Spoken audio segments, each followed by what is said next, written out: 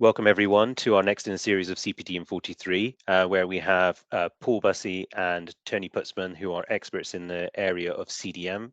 We're going to be talking about CDM in the 2020s. Are we making progress?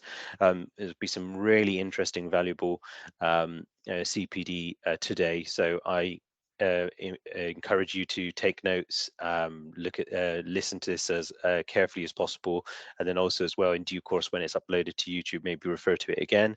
We may also be running a further course, CPD with Tony and Paul in due course to look at this in further detail, but for the moment this will be an overview over the course of the lunch break, and we will be running slightly later, so we're likely to finish around about the 2 o'clock mark, and also, as everyone's probably noticed, I've started it a little bit early, so what I'm going to do is I'm going to hand it straight over to Tony and Paul. As usual, please do field your questions into the chat box, which we will field later on in the Q&A session.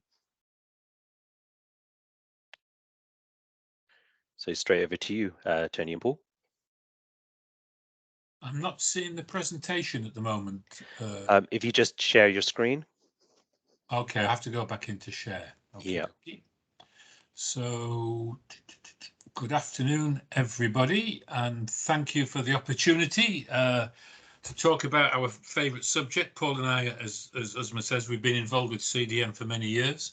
And thank you for taking the time to join us this afternoon. Hopefully this will give you some real value. The primary aim today is to tell you about the progress we've been driving around CDM in the past few years, particularly this report, CDM 2020 Vision, Changing the Culture.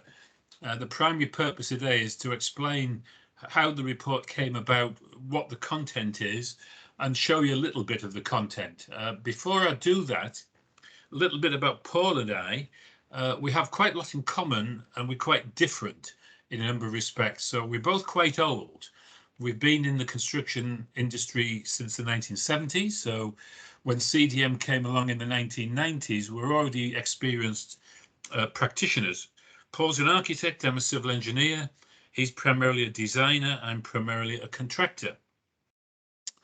But we have been collaborating and working together for probably the best part of 10 years now. And this particular report is the culmination of a lot of work we've done together with the RIBA and the ICE and other practitioners within UK construction.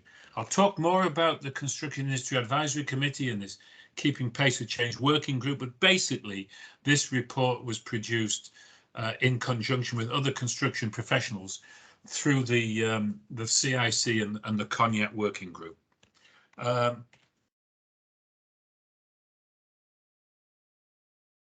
Very quick summary of me. We're both authors around CDM. I'll tell you where you can find the books later. My book is really introductory for people who are, if you like, new to construction or new to the legislation in the UK. This book is introduction, a guide for people, if you like, who haven't been around since 1974.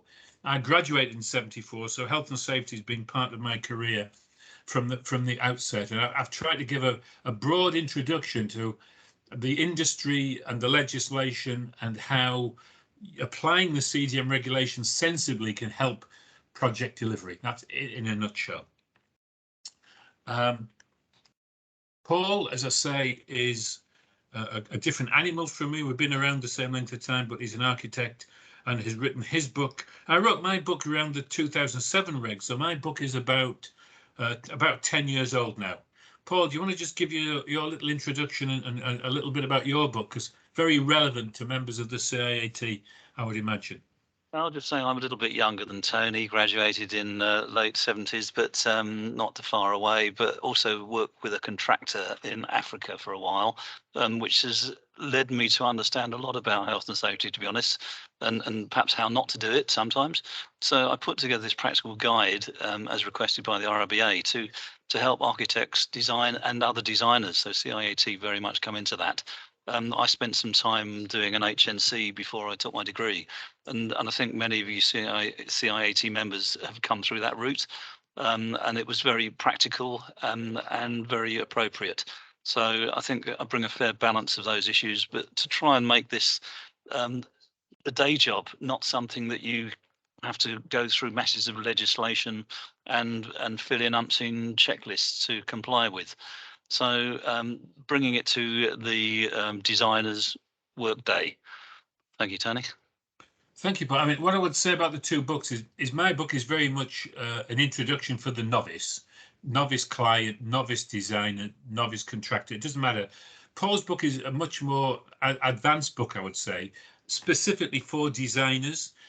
It has lots of practical guidance, but it also has a much more detailed summary of the legislation. My book only touches on CDM and other legislation which is relevant, but Paul's book contains quite a lot of detail. So the two books together, you know, should be almost on everybody's library shelf if you're in the architectural world, certainly.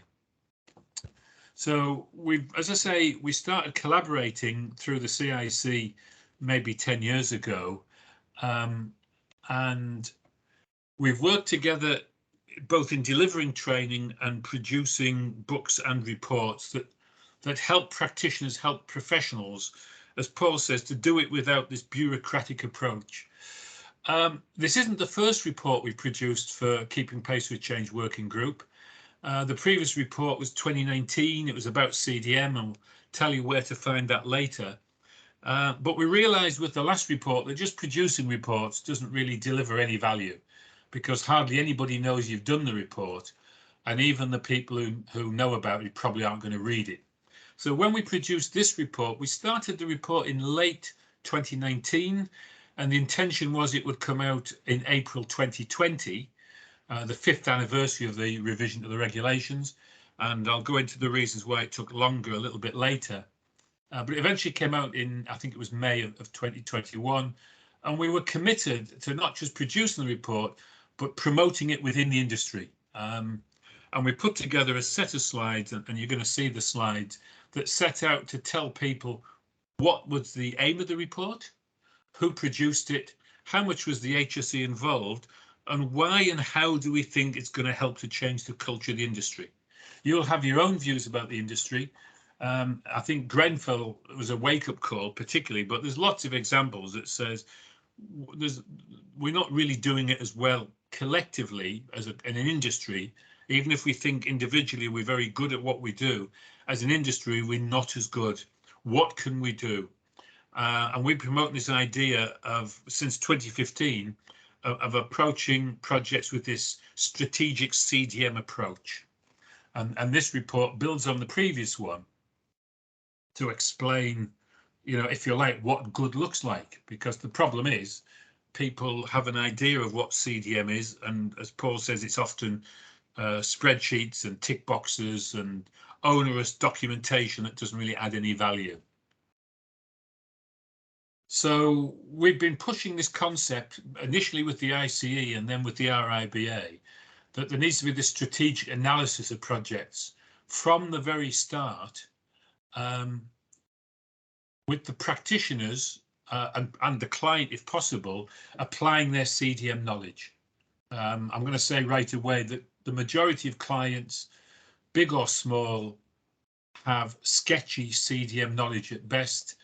As practitioners, we have to educate them, and we have to educate other members of the team. The idea that everybody knows about CDM, I think, is a fallacy.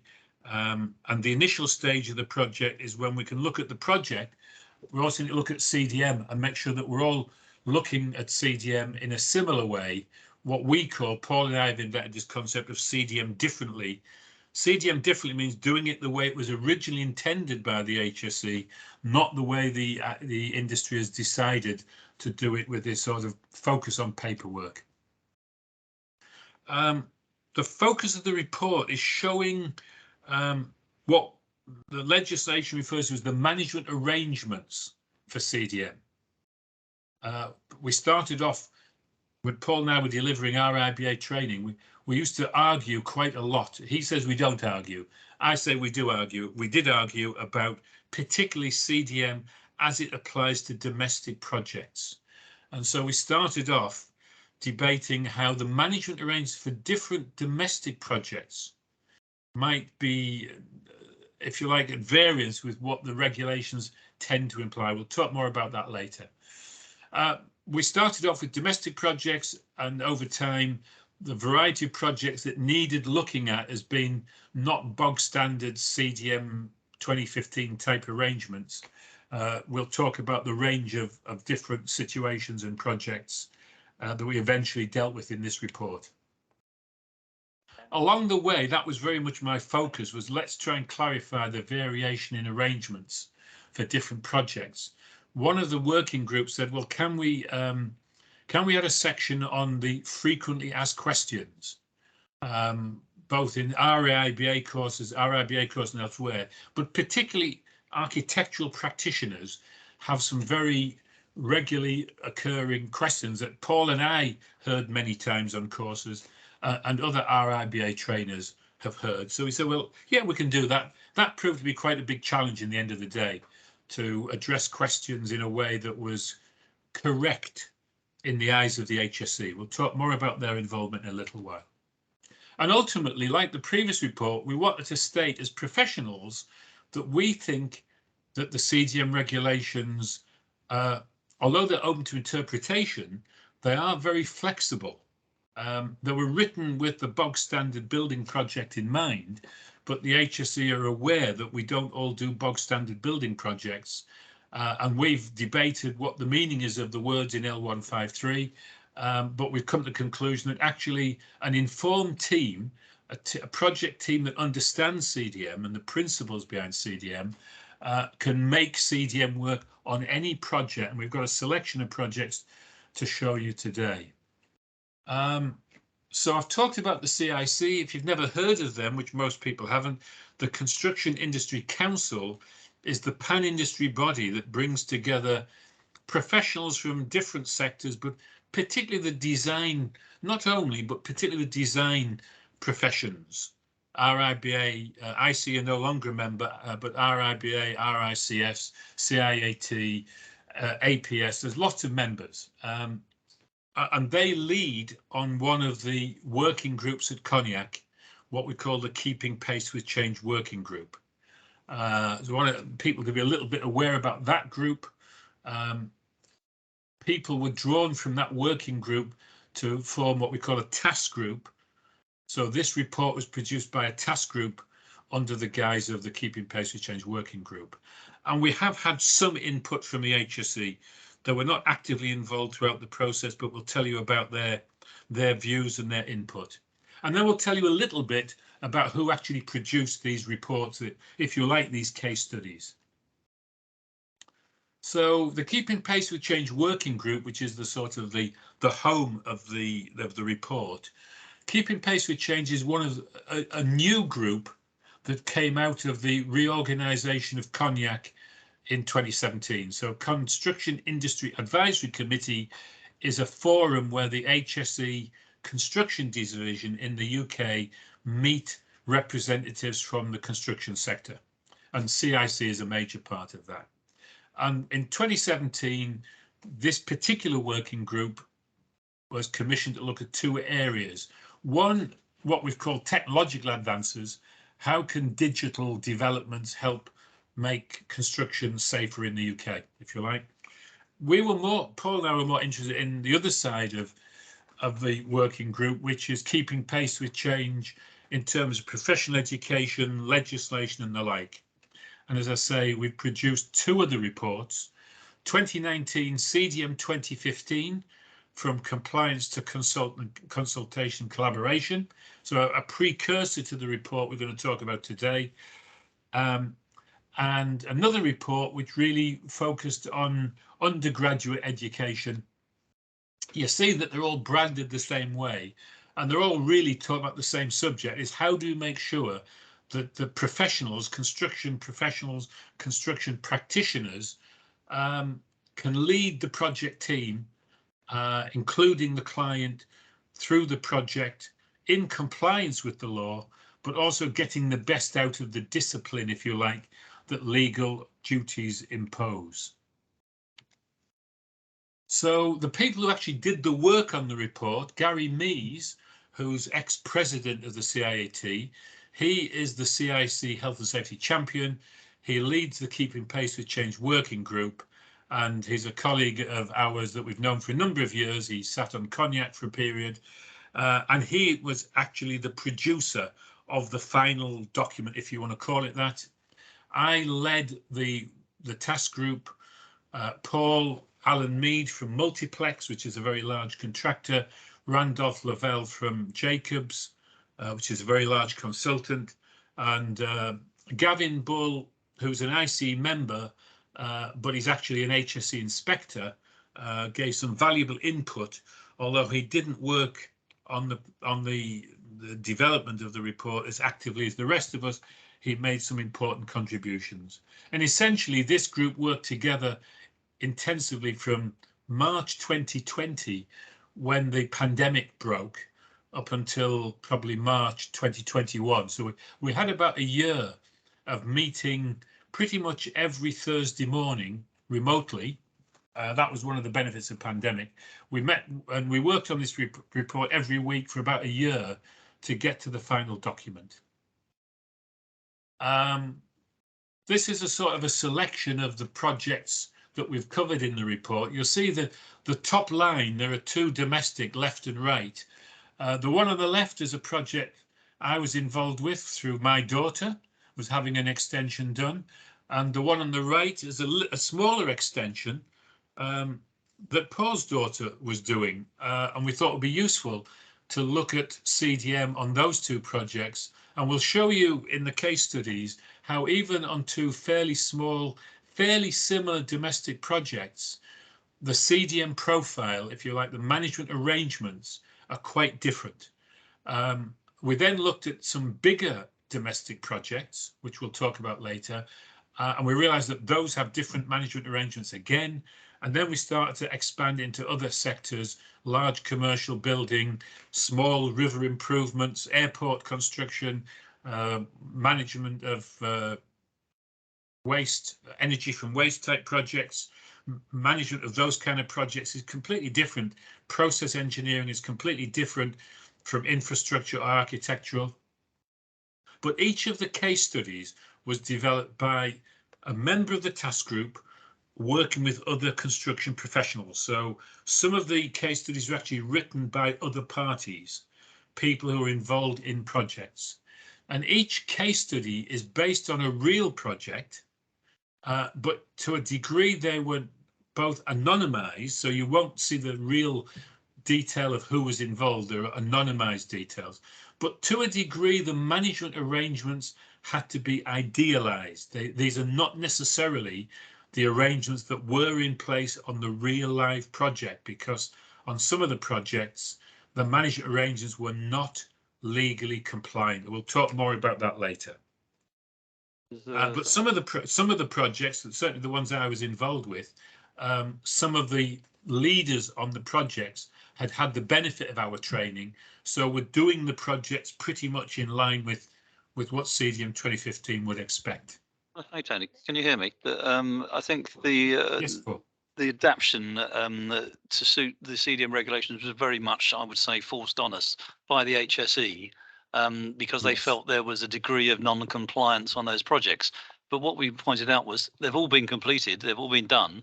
So were people actually at fault, arguably? And that was a bit of a conundrum that we had to go through. So we're happy to talk about that in the Q&A at the end, I think. Yes, because as Usman was saying before we start, there's a real world approach to CDM, and if you like, a theoretical approach within L153, the regulations. And the challenge on every project is to work out how do we marry up the real world issues with what the law expects. And we've produced this report to try and help people like you. And the other material that we produce is to try and help you at a project level, because our view is every project is unique. So whatever you've learned on the previous project, this one will be different. Gavin Bull, I think his role may have changed now, but he's a very experienced and a practical inspector and a civil engineer by profession. In the early stages of the pandemic, he got involved in our plans to produce these case studies. And he suggested that, although I was talking primarily about a narrative approach, he said, well, it would be useful if you can demonstrate in some kind of a chart, a visual approach. And he came up with what we call the timeline approach. And this is just an example to try and show, as you go through the different stages, we've used a very basic generic plan of work approach, based, if you like, on RIBA and other plans of work, but simplified. In the document, we explain what 0-1 is, 2, 3, 4, 5, 6, 7. But in essence, we're saying 0-1 is the early stages when the client is getting the project off the ground. 2, 3 is when we're developing the design. 4, 5 is where we're doing construction, but we may still be doing a lot of design. And 6, 7 is when we're commissioning, handing over, etc. So that's broadly it. The roles are trying to demonstrate who is holding which duties as we go through the different stages of the project. So this was a recommendation that Gavin Bull made. We adopted it. I think we all agree that having a timeline within each report helps to clarify in a very simple visual way whether we've actually thought through the management arrangements properly. As Paul says, the HSE, for example, will not allow there to be more than one principal contractor or more than one principal designer on any project at the same time. But as we're going to see, not all projects can be simply divided up in the way that the HSE would necessarily think about them. So as Paul says, we spent a lot of time resolving some of these issues, and you may want to adopt this approach on your project. Say, can we map out at the end of the discussion for the different stages of the project where the duties sit? And this is as relevant on domestic projects as commercial projects. So this is another timeline for a commercial project that shows quite clearly that, unlike a domestic project, the client holds the client duties throughout the project. They cannot pass them on to anybody else. The architectural designer is taking on the principal designer duties, the yellow bar, for part of the project, and then the principal contractor is taking on the principal designer duties during the construction phase, when, for example, typically design and build projects often have novated design teams or whatever. Big point of contention that Paul and I have dealt with many times on projects. Is it appropriate for the PD function to pass from the architectural designer to the principal contractor? You may have your views.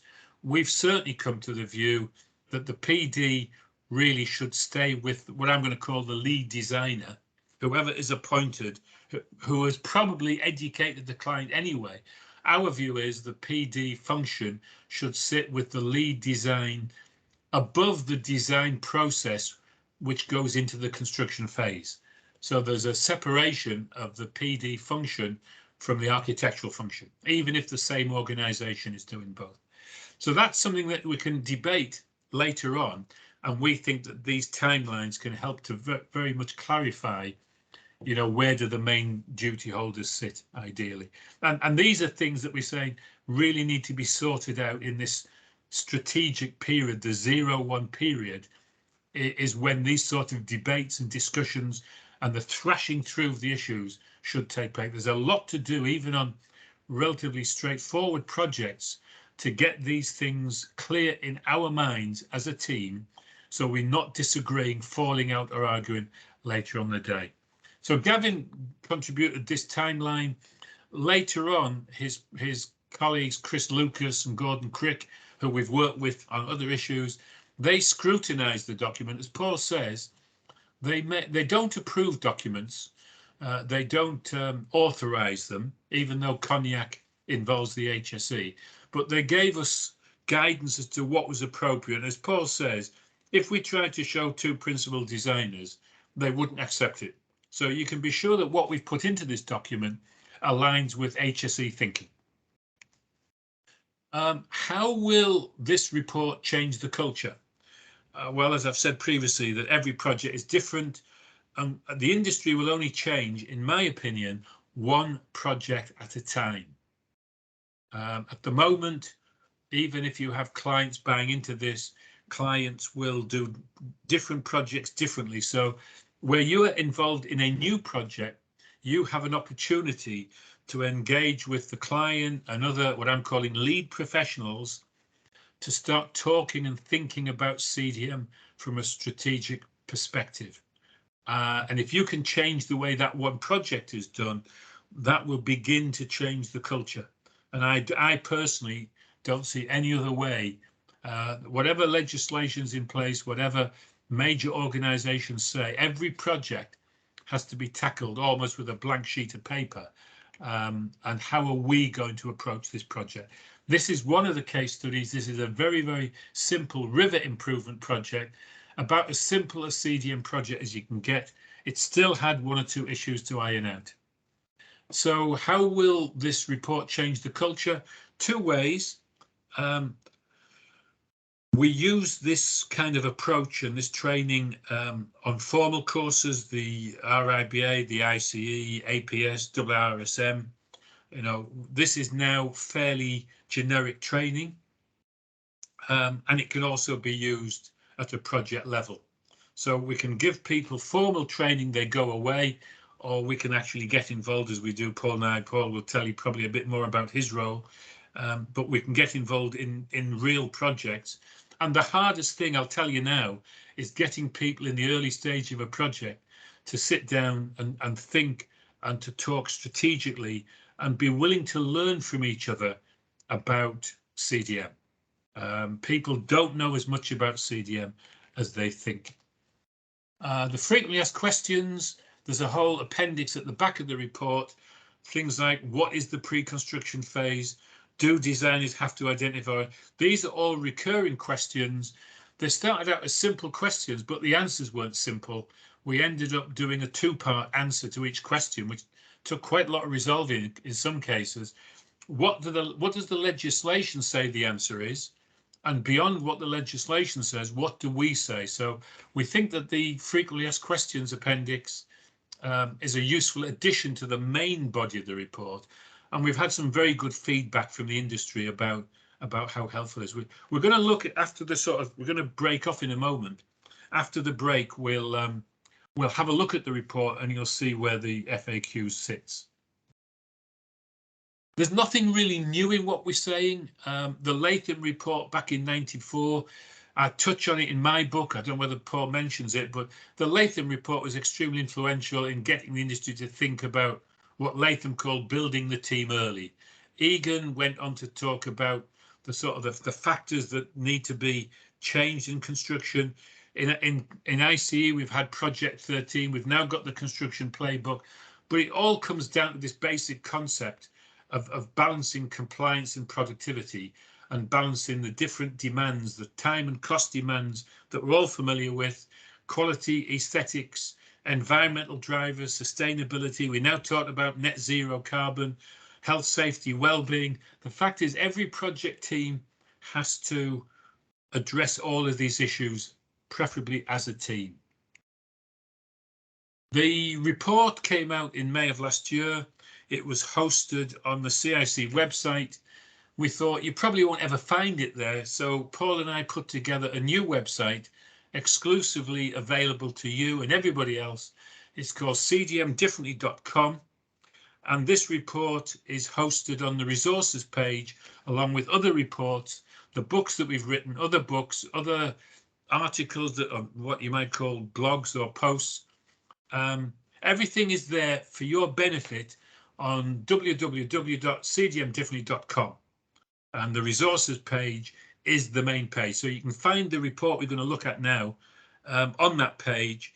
And there's another page which we're going to talk about briefly today, but the next session that we run with you will probably feature on what we call the Design Risk Management Toolkit.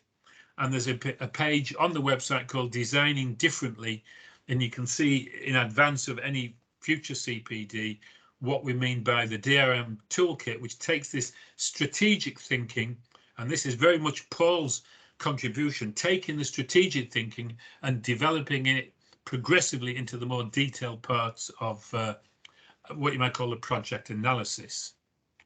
So I can see that we're already well into the program.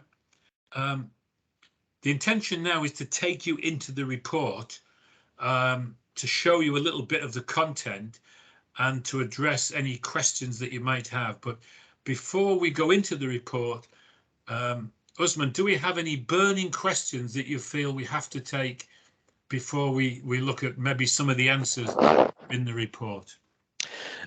There's one that's been posted, but I think that could potentially wait till afterwards. I don't know whether Paul's had a chance to have a quick read of it.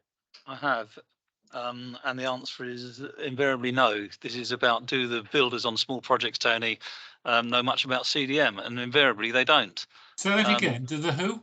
The builders on small Builders. projects. Yeah, the builders, the contractors. And invariably there's a big lack of knowledge. Let's face it, it's you know, a 100-page document. How many of them are going to read it? Or L153? And frankly, this is the issue that Tony said. They don't read the reports. They need something far more practical. So this is why we're talking about a toolkit to help them and the designers to know what's required. But there's the busy builder information, which I know Gary Mees is very keen on, which they need to get more familiar with. Yeah, I think it's fair to say the HSE recognises the problem. In fact, Paul, I seem to recall a discussion in one of the meetings with HSE before 2015, where they more or less implied that if they could get to 10% of the small builders, they'd be doing well. So they recognise the challenge. As Paul says, there are things like busy builders. There are working well together groups around the country. I don't know if anybody's come across working well together. This is where there are regional organisations work with the HSE to try to put on events for those people that we don't normally reach. And I sat in on one in Leeds a few years ago. It's quite instructive, but I think the rule of thumb, as Paul says, is not only the small contractors, but especially small contractors are totally ignorant. The bigger contractors will know some stuff. My view is they're doing a lot of the wrong stuff because they've always done it this way. So there are different issues further up the food chain, if you like. But yes, we can't expect too much. And particularly on domestic projects, we have a problem that clients don't necessarily have to get involved from a legal perspective. So this is the report. Can we see that, Paul? Yeah. So this is the report, and I want to just take you through the contents. So there's a little bit of a front end to the report that says, well, this is why we're doing it. This is what changed in 2015. And my view is most of the industry hasn't really recognised the changes. Yes, we know there's a principal designer, but there were some other fundamental expectations set out in 2015 that all contractors, most designers, most clients haven't really acknowledged. So are we making progress? Could you click view full page? Sorry? Because could you click view full page? Because it's interrupted by the top dashboard. Can you go to view and go full page on your machine? Okay. I think there's a full page there somewhere. Is there not, or no? I don't know what the problem is. You've got. I'm showing 2 pages. The cover page. Yeah, but it's cropped at the top by the dashboard. I just want to. Can you? Okay, go to the far right to the arrow and get rid of that. That little upward arrow on the far right hand side. I don't have one of those. That's it. Go on that. Oh, sorry. That's it. That's it. Got it. That's okay. Better. Sorry about that, folks. No problem. So, as I was saying, most of the industry is ignorant still about some of the key changes. Expectations, I'll call it the expectations that the HSE have set out in the regulations and the guidance. So we talk a little bit about this idea of management arrangements. That's what the HSE want to understand. How have you set about managing the risks? And we wanted to promote this CDM strategy brief, which was mentioned in the previous report, but wasn't really elaborated on. And the case studies each promote this idea, whether it be a small domestic or a major airport extension. There has to be some thinking at the beginning. And I'm going to suggest, unless anybody has any objections, that we take a quick look at 1A and 1B, the small domestic that I talked about and the small domestic that Paul was involved with, just to give you a flavour of how even on very small, straightforward jobs, the management arrangements are different. So there's a hyperlink here, which takes you straight to you can see that this is a little description of the project, a bit of a single story extension. It was quite expensive, round about, I think, just under 100,000, but in CDM terms, very, very straightforward. My daughter got an architect involved doing a layout, and then really the architect had very little to do with the project. They commissioned a builder.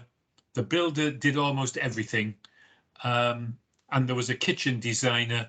The design didn't work out very well, and the contractor sorted out the problems. But in CDM terms, there was nothing really much to report. There was, there were bog standard health and safety issues that the builder dealt with, and that's really all this is about.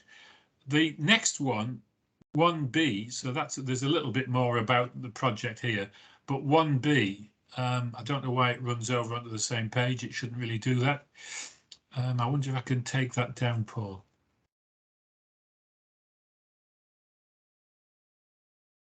There.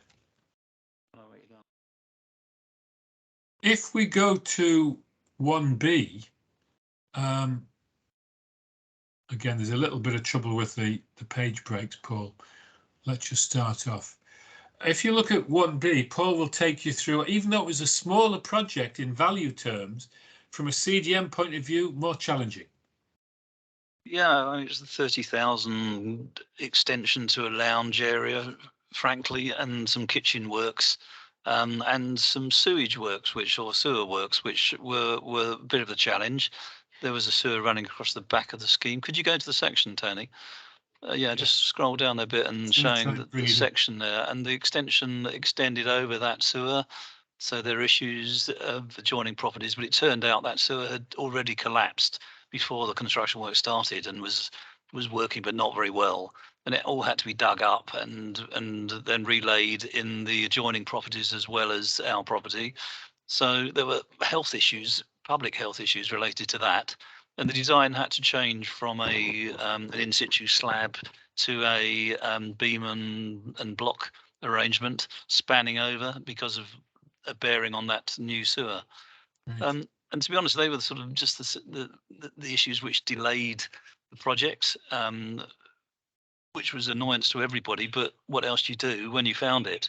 And the contractor obviously hadn't dug it up beforehand before he got on site. So there were some complexities, but as an architect, I just did the scheme diagrams for it. We got planning approval, or the fact that we didn't need planning approval, the permitted development rights, and then there was a local surveyor who the contractor worked with a lot, and he did the building regulations drawings essentially. But I mean, taking up the question from Chris Connor earlier, the builder was fairly vague in terms of CDM. He knew a bit about it, but what is very clear from this whole report is, as designers, we do not have a responsibility to tell builders how to build. And that is a common misunderstanding, a misconception. Frankly, builders have to have that knowledge themselves. And we only identify difficult, unusual, not common issues, which turned out to be the sewer in a way. So that was the increased complexity. It delayed things. It still came out with the result my sister wanted at the end.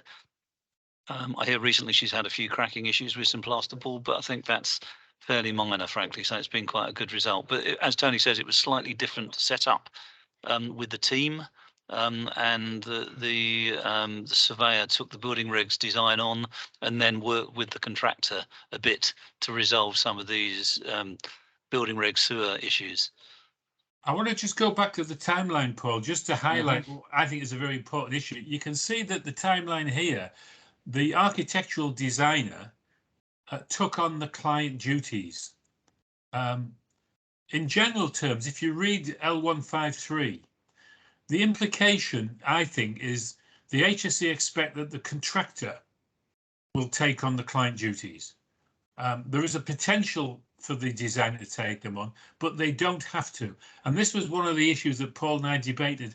long and hard for several years before we got a clarity that for different types of domestic project, and the next two, which we won't look at maybe in as much detail today, but you can look at them in your own time. There are various different variations on who should cover the client duties and whether in some circumstances there's a period where nobody is carrying out the client duties. So I think the HSE mind is that the designer does the design, and the builder is expected to manage risk really throughout the construction phase. And this comes back to the previous point that this is an expectation, but most builders are clueless really about the finer points of CDM. And I think we've got a case on at the moment with an architect who's been involved with a project where there's been an accident and an injury and an HSE investigation. And one of the questions that the architect asks is, what pre-construction information did you provide? And she's actually produced very excellent information from a strategy brief to various other information that I think the HSE will find, actually, I think they'll find it faultless. But if she hadn't been through the RIBA programme, then I suspect that she would have been in a very uncomfortable position. So this is something that in the real world, we have to be confident that if things did go wrong, we can demonstrate that we've thought this through. The architectural designer doesn't have to take on client duties, but the guidance is fairly vague and confusing. And that's really the number one reason why we felt the need for this report, to demonstrate. If I just go down a little bit, Paul. Tony, could I say there's a question from Simon Archer here? Yeah, I've seen the question. We'll come back to it. All right. So there are two other domestic schemes, which I'll just talk about briefly, Paul, maybe. Case study 2, and this is based on a real project that came from Paul's practice, but this was a refurbishment of a Muse house in London. We've changed the details around, as we've said, because the HSE don't want anything that can be recognised. But here there's another situation where the architectural designer takes on the client duties, and then a larger project, actually, a large domestic mansion, a new build mansion, where, and again, I'm sorry that the breaks have come in the wrong place, that the timeline's broken up.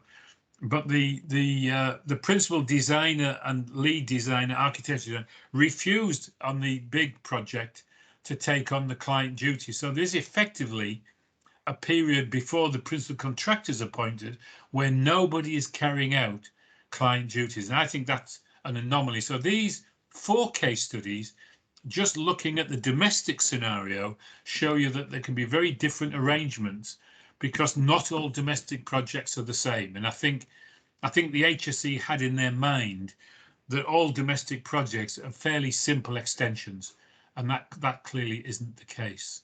Did you want to say any more about those 4, Paul?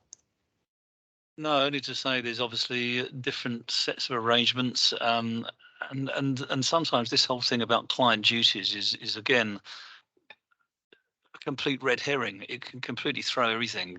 That on a domestic project, essentially, they don't know much about construction work. So it's really beholden, I think, on the designer to walk them through that. But it's not rocket science. But again, this issue about the contractor, we should not be telling them how to build. And that is very clear, except for unusual, difficult issues.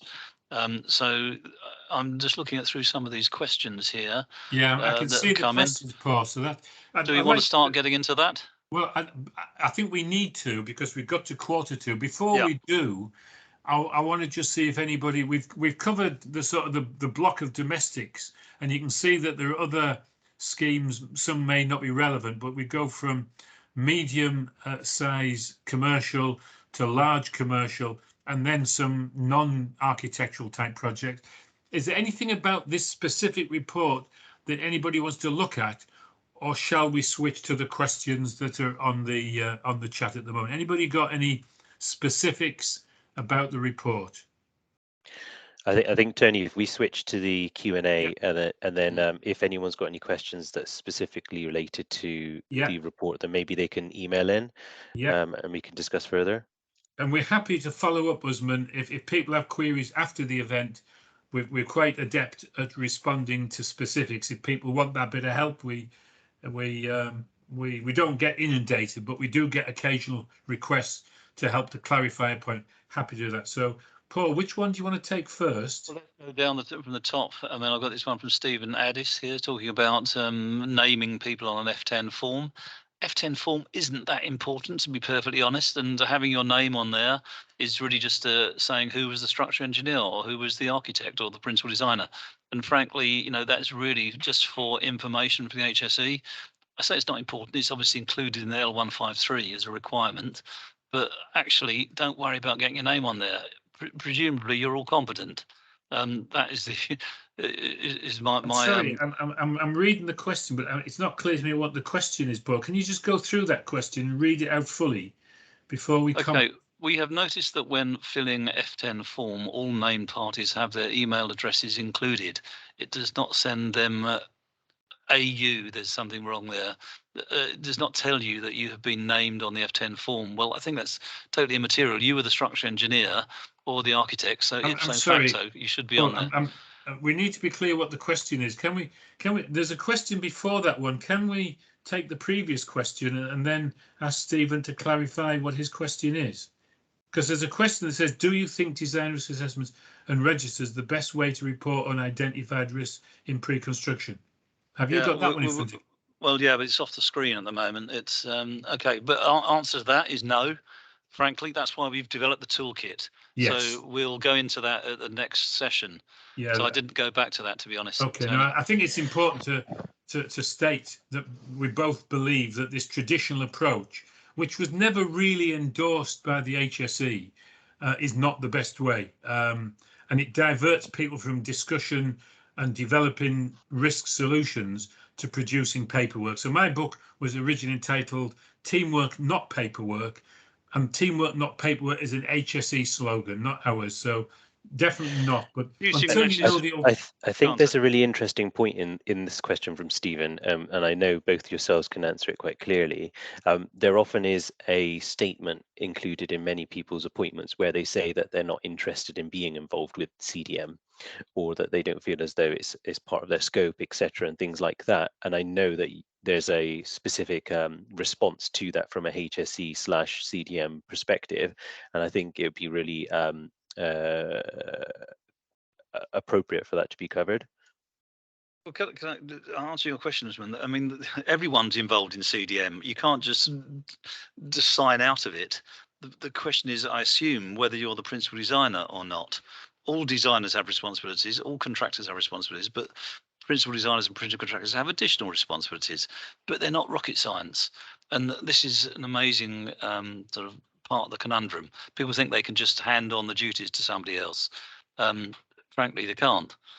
I'm just reading, Paul. Stephen's got a fuller question than I realise. I've read the whole question now, and it's what he's talking about is F10s that are completed without people knowing that they've been included on the F10, right? Falsifying forms. Now, what we're promoting is this CDM strategy brief, which we provide a template. If you look at the Appendix 1, it explains what the strategy brief is. And the whole thrust of this approach is that the team, client, designers, nominated PD, whoever, have to agree the strategy brief, which includes which duty holders have duties for what. So if you follow the approach that we're talking about, if you ensure that a strategy brief has been developed, and my view is it should be collectively developed, but it has to be led by somebody.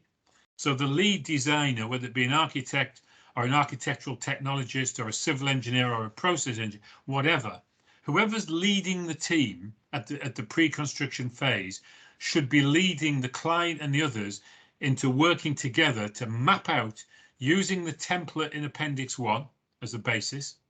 And this is what we've promoted now since 2015, using that template to make sure that we all agree that this is how CDM looks on this job. So I think, Stephen, if you follow that approach, you wouldn't end up, because the F10 could then be completed with the information from the strategy brief, because you can't, nowadays you can't submit an F10 until you can provide details of the principal contractor. So the strategy brief is probably the earliest CDM document to be developed. And if the client and yourselves and the other designers agree on the content, that is the content that would feed the F10. And it would get around the problem that you're describing. Moving on to Steve Tyson's question, should it not be the designer's responsibility to advise the builder following pre-construction phase? Don't quite know what that means. It's not good English, I don't think, but the desk study, walkover study could have prevented or highlighted the build over agreement. I think he's referring to my sister's project. The contractor would then take over the duties under the construction phase. Yeah, but walking over the drain, we didn't know that there was a problem underneath there. So it wasn't until they dug up the sewer that they realised there was a problem, because they were putting a new manhole in. I think that's the answer to the question. I don't know if there's anything else I've missed. I'm not sure, Paul. I'm not sure whether it's specific to that project or generally. I think what this is hinting at is, if we take a team-based approach, we don't simply say, I've done my bit, now it's your problem. We work as a team. The designers provide pre-construction information that helps the contractor, A, to price the work, because this was an essential aim of CDM, to make sure that contractors, all of this is covered in my book, by the way. If you don't know the history of CDM, one of the original aims was to make sure that contractors were pricing the work with a full understanding of the health and safety requirements. So there is this obligation to give the best information, not to tell them how to build it, but to give them information about what we understand about the site, what we've intended through the design, and what sorts of risk issues we would expect them to deal with. I think that is the dialogue that needs to be had, rather than it being a sort of a handover of information and, you know, work it out for yourself. Talking things through as a team, I think, is what CDM differently is about.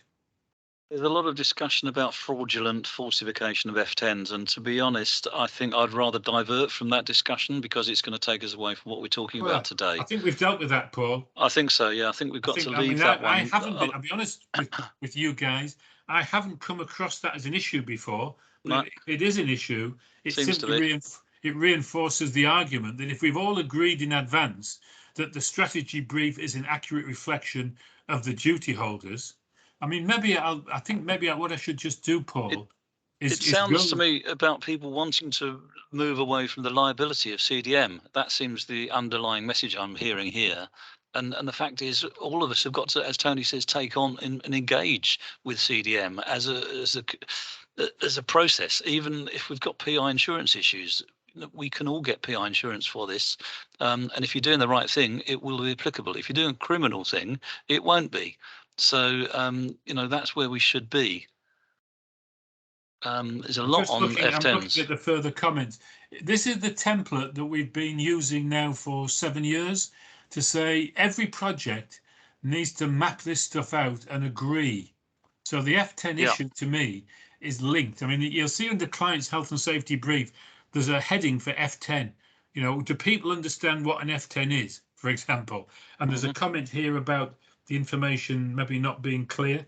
So all these questions are really saying to me is, adopt a strategic brief approach and work through this stuff until you as a group are all happy to sign off this document as a clear statement of the management arrangements, the responsibilities, and in principle, this is not a detailed analysis of the risk, but it's starting to get a structure in place that says we all understand, as Paul says, we're all involved in CDM. Nobody can say, not my problem. We've all got a responsibility, but it's not a separate responsibility, it's a shared responsibility.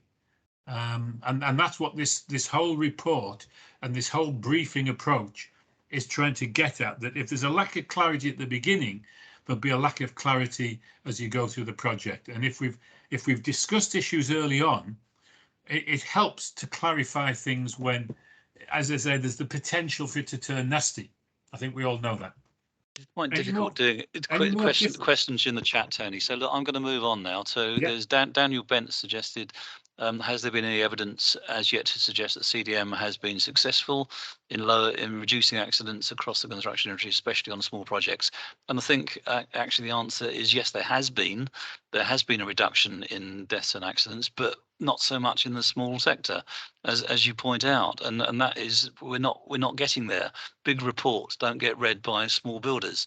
So somehow we're looking at trying to get a much more visual information, much more information that can be busy builders can actually get to grips with.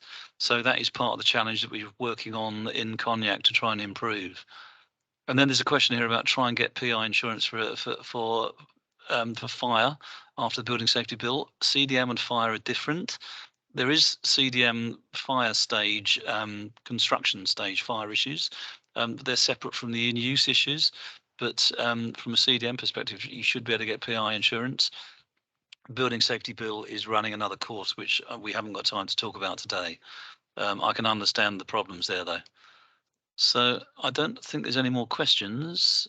Usman, anything? Shall we go back then, as Usman said, to the, if you like, the overall approach that was taken with this report and the knowledge we've tried to share?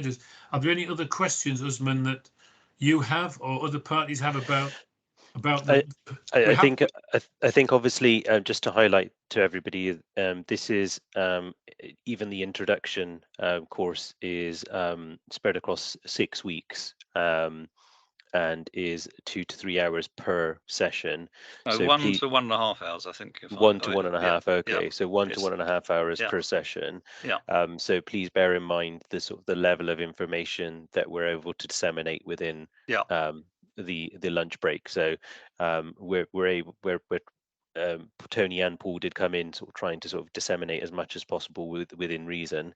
But for example, we've not even touched on in essence the exact output that would be suggested, or I guess Tony and Paul could probably use the right language, but in essence the type of analysis that's carried out in respective projects, whether they're large or small, would most likely be covered at a future event. Absolutely. That's this. I mean, sorry, Paul. No, go on. The aim of today is to say there is this report, this is the background, this is the content. Take a look. If you go to cdmdifferently.com, you'll find the report on the resources page. You'll find other interesting information. There's other stuff on the site. There is this toolkit page. This is today's really just an introduction saying there is help out there. It's being developed by people who know the industry very well, know CDM very well. But our voices don't carry that far, so we're appreciative, Usman, of the chance to make this introduction, and let's talk about next steps, if you like. That takes us nicely on to 2 o'clock. Great. So we'll leave it there. What I've done as well is, everybody, I've also shared the link for a range of items within the chat box, so please do refer back to that. Obviously this is going to be closed off shortly, so if you do require any additional information, please do get in touch. We're more than happy to facilitate. As Tony and Paul mentioned, they do have an upcoming principal designer course with the RIBA, so please do search for that if you'd like a more in-depth session in understanding CDM. But what I'd like to do is take a moment to obviously thank both Tony and Paul for taking their time out of their busy schedules today to present the introduction to CDM and the 2020 vision document, and how we're making progress and how we could potentially look to in essence empower ourselves with this information and also improve safety at projects of a wide range of sizes, and particularly the ones we focused on was small projects. So please do take some time to read through the documents mentioned, and also the website as mentioned earlier as well, CDM Differently. We will discuss with Tony and Paul about doing a follow-up session to look at CDM in further detail and potentially look at the toolkit which wasn't mentioned, but in essence, or briefly mentioned, sorry. Yeah. So that's something which is extremely interesting, something which is very practical, and something which is almost very obvious once you actually become aware of it, and you're wondering why everyone wasn't doing it from the beginning. So thank you again, Tony and Paul. Could I just Oh, add yeah. one issue? I mean, Yeah, the please do. course starts on the 27th of April, and it's a 1.5 hour from 2 o'clock till 2:30 till 3:30. So we very much try to very short and sharp on a 6-week basis, as you say. Yeah.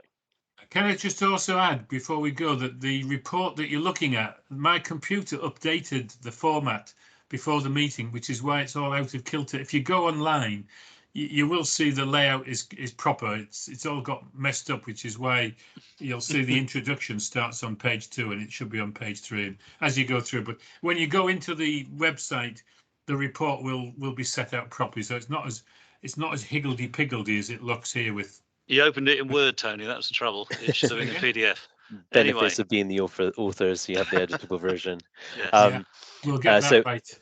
So we've got, so just to mention the upcoming talks that we have. So on the 25th of May, we have a analysis on detailing from Eugene Korch, contemporary brick facades outlook versus construction. Really interesting analysis.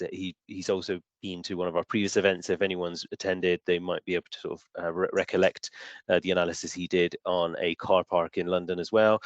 So I do encourage you to come along and sort of basically take part in this discussion.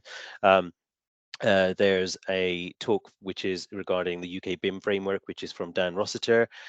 Really interesting, very knowledgeable colleague who's also a fellow of the Institute. So I recommend you come along to this. So put it into your diary. All of this stuff will be released on the Eventbrite page in due course, and emails will go out. We've got a event on the 21st of September, which is Keim Mineral Paints, which is a really interesting German manufactured paint system, which is also used in listed buildings and has very interesting properties. So this will be an interesting one to discuss. And then another one, we've got a huge range of other ones which are booked in, but one which jumps to mind is we've got Neighbourly Matters event, which I believe is in June. And that is going to be about boundary disputes, right of light, and party wall, etc. So covering a wide range of topics. As usual, we're trying to cover as wide a range just generally. So please do email in and ask us if there's something that's burning and you'd like us to cover, and we're more than happy to add it to the schedule moving forward. Thank you again, Tony. Thank you again, Paul, and we'll bring this meeting to a close. Thank you, Usman. A pleasure. Thank you.